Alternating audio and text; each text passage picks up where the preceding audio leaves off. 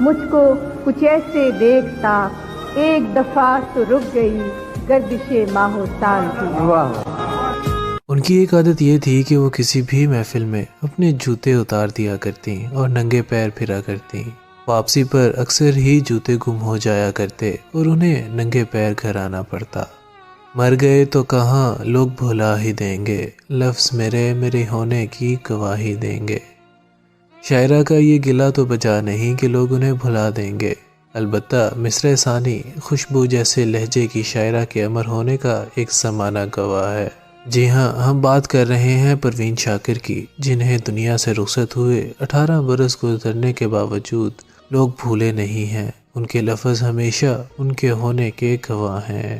24 نومبر پیر کی سرد رات اور رمجھم برستی بارش میں جو ہی مؤذن نے صدائے اذان بلند کی، کراچی کے ایک ہسپتال میں ایک ننھی سی کلکاری گونجی اور افضل النساء اور سید شاکر حسین زیدی کے ہاں ایک پری کا جنم ہوا، جسے آج دنیا پروین شاکر کے نام سے جانتی ہے۔ بخت سے کوئی شکایت نہ افلاک سے ہے، یہی کیا کم ہے کہ نسبت مجھے اس خاک سے ہے۔ جدید اردو شاعری کے اہم نام پروین شاکر کے فنی مقام سے تو لوگ آگاہ ہیں ہی، آج ہم ان کے ذاتی زندگی کے چند اوراق پر نظر ڈالتے ہیں۔ ان کی بڑی بہن نسرین بانو اور پروین نے اپنا بچپن ایک ساتھ ہنستے کھیلتے گزارا، دونوں اکٹھے اسکول جایا کرتی۔ پروین جب تیسری کلاس میں تھیں تو انہیں ڈبل پروموشن دیا گیا تو دونوں بہنیں ایک ہی کلاس میں آ گئیں۔ ان کی ایک عادت یہ تھی کہ وہ کسی بھی محفل میں اپنے جوتے اتار دیا کرتیں اور ننگے پیر پھرا کرتیں۔ واپسی پر اکثر ہی جوتے گم ہو جایا کرتے اور انہیں ننگے پیر گھر آنا پڑتا۔ وہ گاڑی بھی جوتا اتار کر چلایا کرتی۔ ایک دفعہ کا واقعہ ہے کہ وہ اسلام آباد کی جناح سپر مارکیٹ میں جوتوں کی دکان کے سامنے گاڑی روکے زور زور سے ہارن بجا رہی تھی۔ شاپ سے سیلز مین باہر آیا تو پتہ چلا کہ پروین شاکر ہیں اور ننگے پیر ہیں، انہیں جوتا چاہیے۔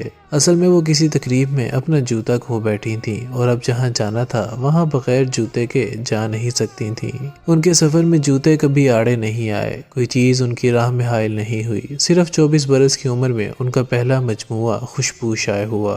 عکسے خوشبو ہوں بکھرنے سے نہ روکے کوئی، اور بکھر جاؤں تو مجھ کو نہ سمیٹے کوئی۔ انگلش لٹریچر میں ماسٹرز کے بعد پروین شاکر کچھ عرصہ انگلش کی لیکچرر رہیں، پھر CSS کا امتحان پاس کرنے کے بعد کسٹم میں اسسٹنٹ کمشنر کے طور پر تعینات ہوئیں۔ رات ابھی تنہائی کی پہلی دہلیز پہ ہے اور میری جانب اپنے ہاتھ بڑھاتی ہے، سوچ رہی ہوں ان کو تھاموں، زینا زینا سناٹوں کے تہخانوں میں اتروں یا اپنے کمرے میں ٹھہروں، چاند میری کھڑکی پہ دستک دیتا ہے۔ سن 1976 میں ان کی شادی ڈاکٹر نصیر علی سے ہوئی اور 1978 میں ان کا بیٹا مراد علی پیدا ہوا اور 1987 میں ان کی اپنے شوہر سے علیحدگی ہو گئی۔ کوئی سوال کرے تو کیا کہوں اس سے، بچھڑنے والے سبب تو بتا جدائی کا، کیسے کہہ دوں کہ مجھے چھوڑ دیا ہے اس نے، بات تو سچ ہے مگر بات ہے رسوائی کی۔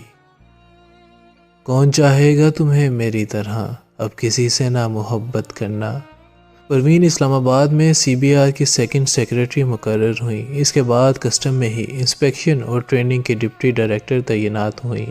کچھ تو ہوا بھی سرد تھی، کچھ تھا تیرا خیال بھی، دل کو خوشی کے ساتھ ساتھ ہوتا رہا ملال بھی۔ 26 دسمبر پیر ہی کے روز آفس جاتے ہوئے اسلام آباد میں ان کی گاڑی کا ایکسیڈنٹ ہوا اور کومل لہجے والی ہی شاعرہ صرف 42 برس کی عمر میں اپنی خالق حقیقی سے جا ملی۔ انہیں اسلام آباد کے قبرستان میں سپرد خاک کیا گیا۔ ان کے خطبے پر یہ شعر درج ہیں: مر بھی جاؤں تو کہاں لوگ بھلا ہی دیں گے، لفظ میرے ہونے کی گواہی دیں گے۔